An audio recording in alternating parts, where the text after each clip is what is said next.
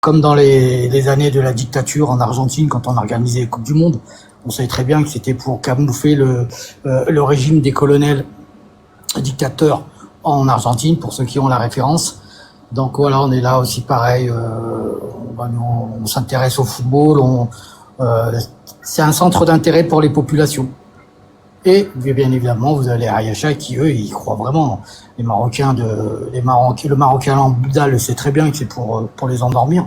Mais le Ayacha, lui, est convaincu parce que le Ayacha, il vit aux Pays-Bas, il vit en France, voilà, il connaît pas il subit pas les amputations, les accouchements sur les trottoirs, les 4 ans de scolarité en moins par rapport à l'Algérie ou la Tunisie ou la Libye.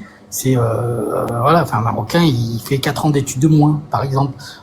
Il n'est pas soigné parce qu'il n'y a pas de soins universels au Maroc.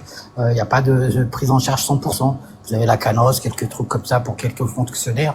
Et encore, il faut faire un système d'avance, on rembourse pas tout. C'est compliqué. Donc voilà. Enfin après, moi je souhaite la défaite de personne, je m'en fous. Je vais surtout pas aller me battre sur ce terrain-là. Je préfère me dénoncer plutôt le régime du Moyen-Âge et plutôt m'attaquer à ce roi qui passe sa vie dans les boîtes gays et se murger la tronche au lieu de s'occuper de son pays. 223 jours l'année dernière, en 2025, à l'étranger. L'année dernière, c'était 226. C'est une bonne moyenne, quoi, pour quelqu'un qui doit gouverner un pays, mais qui passe son temps à faire de je sais pas quoi avec son husband.